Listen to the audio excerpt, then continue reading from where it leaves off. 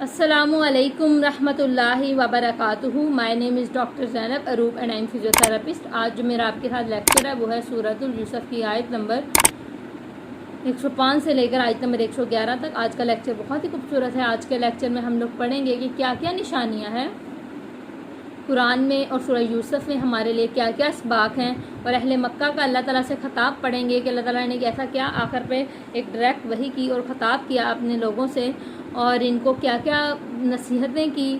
اور سورہ کے اینڈ پہ بہت ہی خوبصورت اللہ تعالیٰ نے اہل مکہ سے خطاب کر کے نصیحتیں کی کہ اپنے لیڈرز کو کس طرح فالو کرنا ہے اور کس طریقے سے اللہ تعالیٰ کے ساتھ جڑ کے رہنا ہے. اور اس کے علاوہ اس لیسن سے ہمیں کیا اسباق ملے ہیں تو پڑھیں گے. نحمدہ و نصلی علی رسولہ الکریم، اما بعد فاعوذ باللہ من الشیطان الرجیم، بسم اللہ الرحمن الرحیم. رب اشرح لی صدری ویسر لی امری واحلل عقدۃ من لسانی یفقہوا قولی رب زدنی علما. بسم اللہ الرحمن الرحیم. سٹارٹ کرتے ہیں آیت نمبر 105 سے. اور کتنی نشانیاں آسمان اور زمین میں کہ اکثر لوگ ان پر گزرتے ہیں اور ان سے بے خبر رہتے ہیں. کہ اللہ تعالیٰ نے آیت اس کا سٹارٹ ہی اس سے ہے کہ اللہ تعالیٰ نے کتنی ہی نشانیاں دی ہیں جو کہ زمین میں موجود ہیں، کتنی ہی نشانیاں ہیں جو کہ ہمارے پاس موجود ہیں، لیکن ہم جان بوجھ کر ایمان نہیں لاتے، ہم جان بوجھ کر دین سے دور بھاگتے ہیں، ہم جان بوجھ کر ان کو اعراض کرتے ہیں. ہمارے پاس دن اور رات کو غور کریں تو دن کیا خود بخود آ جاتا ہے اور رات کے خود بخود آ جاتی ہے. کیا رات کو ستارے اپنی مرضی سے اسی وقت آ رہے ہیں اور اسی ترتیب سے آ رہے ہیں؟ یہ کیا اللہ تعالیٰ کا نظام ہے؟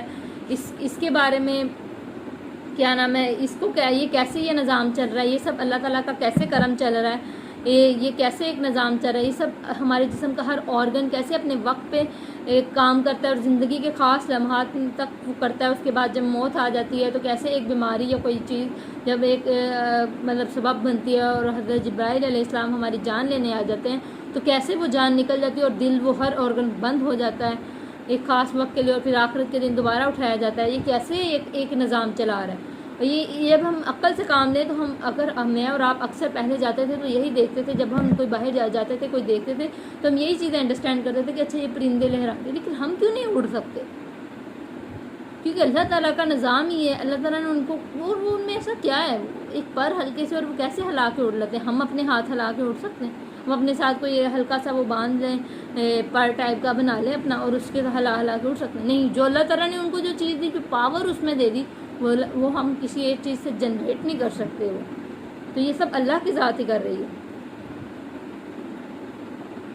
اور نہیں ایمان لاتے اکثر ان کے اللہ پر مگر اس حال میں کہ مشرک. اب کیا ہے کہ اکثر لوگ اگر ایمان لے بھی آتے ہیں تو وہ یہ کہتے ہیں کہ توحید پر ایمان دیکھیں ہمارے ایمان کا سب سے پہلا حصہ ہے، اور اگر ہم توحید پر ایمان نہیں لاتے تو پھر ہمارا ایمان کمزور ہے اور ہم اپنے دین کے دائرہ سے ہی نکل جاتے ہیں. شرک ہمارے بہت بھاری ظلم ہے. اور یہ لوگ کیا کرتے ہیں، یہ کہتے ہیں کہ اگر دنیا بنی ہوئی ہے تو پھر ایک بندہ نہیں بنا سکتا، پھر اتنے لوگوں نے مل کے بنائی، کسی ایک کو اتھارٹی نہیں ہے. یہ شرک کرتے ہیں. اللہ تعالیٰ فرما رہے کہ یہ تو یہاں تم کمیاں کر رہے ہو. اور کیا بلا وہ امن میں آ گئے کہ آ جائے ان کے بعد ایک چھا جانے والی آفت مطلب قیامت اور عذاب سے اللہ کے، یا آ جائے ان کے پاس قیامت اچانک اور وہ نہ وہ شعور رکھتے ہیں. تو کیا یہ لوگ جانتے ہیں کہ اللہ تعالیٰ نے اب ان کو غشی کا یہاں لفظ ہے چھا جانا، مطلب ایک دم بے ہوشی چھا جانی یا طاری ہو جانی. یہاں اللہ تعالیٰ نے فرمایا کہ یہ لوگ کیا جانتے ہیں کہ ان کے اوپر ایک دم سے عذاب چھا جائے یا ان پہ قیامت کا وقت. قیامت کہتے ہیں اتنی اچانک آئے گی کہ حدیث کا مفہوم ہے کہ قیامت اس قدر اچانک آئے گی کہ سوداگر اپنا کپڑا دکھا رہا ہوگا، ابھی سودا نہ پورا ہو پائے گا اور قیامت آ جائے گی. اور نوالا ایک بندہ کھانا کھا رہا ہوگا اور نوالا ابھی تک منہ تک نہ جا پائے گا کہ قیامت آ جائے گی. اور چھٹی حص بھی عام طور پہ ہمیں کبھی کچھ برا ہونے لگتا ہے تو اللہ تعالیٰ نے ہمیں چھٹی حص دی، ہمیں ایک دم کچھ نہ کچھ گھبراہٹ جو کچھ محسوس ہونے لگتا ہے. لیکن قیامت کے وقت چھٹی حص بھی کام نہیں کرے گی. لیکن حدیث ہے کہ اگر کوئی نیکی کا کام کرتا ہو، مطلب وہ اس وقت کوئی پودا لگا رہا ہو تو وہ اگر قیامت آ جائے تو وہ پھر بھی اپنا کام پورا کر لے کیونکہ اس کو اس کا ثواب ملے گا. اور آگے ہے، کہہ دیجئے یہ ہے راستہ میرا اور میں بلاتا ہوں طرف آپ کے. تو اب اللہ تعالیٰ رسول اکرم صلی اللہ علیہ وسلم سے مخاطب ہو کے فرما رہے ہیں کہ آپ ان سے فرمائیے کہ یہ اللہ کا راستہ ہے، یہ راستہ ہے اور تمہیں اللہ تعالیٰ اپنی راستے کی طرف پکارتے ہیں.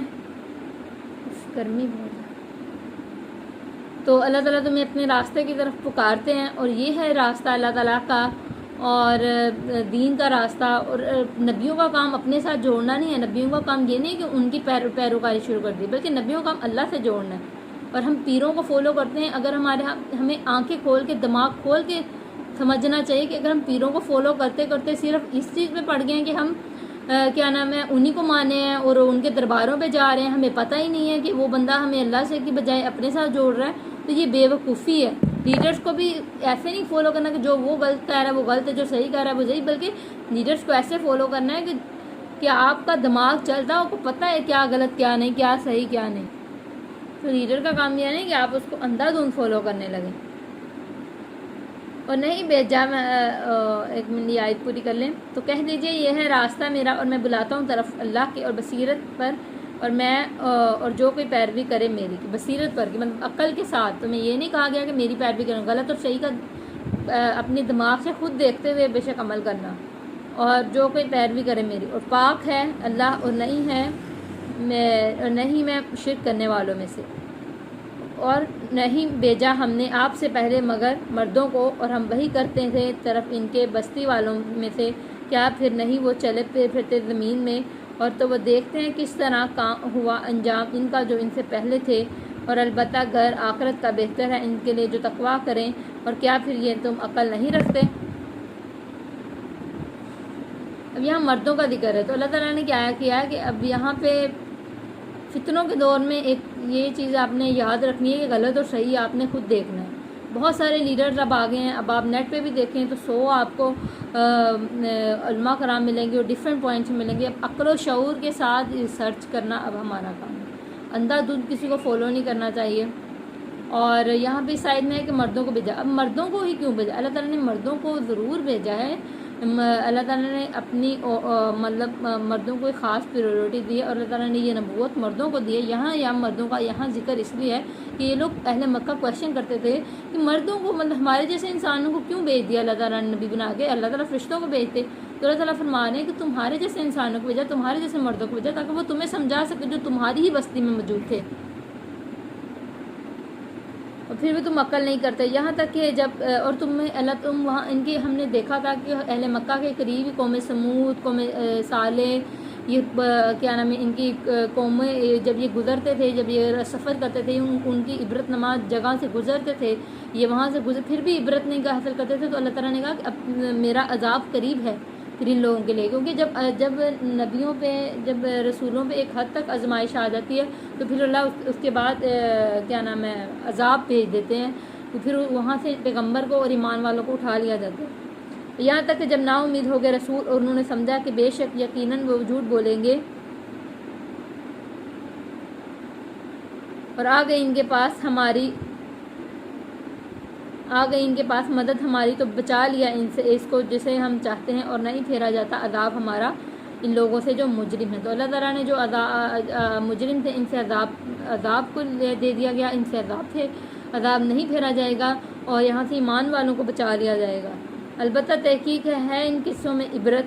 یہ جو ہم نے قصہ یوسف پڑھائیاں ہم اس میں بہت بڑی عبرتیں, بہت زیادہ اسباق ہیں جو ابھی میں آپ کے ساتھ ذکر کروں گی کیا کیا اسباق ہیں عقل والوں کے لیے. اور نہیں ہے یہ ایسی بات جو گھڑ لی گئی, اور نہیں تصدیق اس چیز کی کہ اس سے پہلے, اور تفصیل ہے ہر چیز کی, اور ہدایت اور رحمت ان لوگوں کے لیے جو ایمان لاتے ہیں. تو اللہ تعالیٰ نے کہا کہ اس میں یہ کوئی گھڑ لی گئی بات نہیں ہے, نہ اس سے پہلے اس کا کوئی ذکر ہے, بلکہ یہ ہدایت ہے, اور اللہ تعالیٰ نے اللہ تعالیٰ کی رحمت ہے. اللہ تعالیٰ نے اس کا پراپر ذکر کیا. ہر چیز کی تصدیق کرنے والی ذات قرآن کی ہے, کیا نام ہے اللہ کی ذات ہے, اور قرآن میں اللہ تعالیٰ نے ہر چیز کی تصدیق کی ہے. اور جو ہم نے اس سورہ یوسف سے اسباق لیے ہیں وہ کچھ 20 یا اس سے بھی کہیں اسباق ہوں گے جو آپ نے کبھی سیکھے, وہ کمنٹ میں ضرور بتائیے گا کہ کون کون سے اسباق ہیں جو آپ نے اس سورہ سے سیکھے.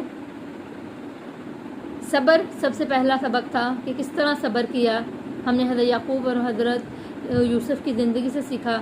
تقویٰ سیکھا کہ اللہ کا ڈر ہو تو انسان برائیوں سے کس طرح بچ جاتا ہے.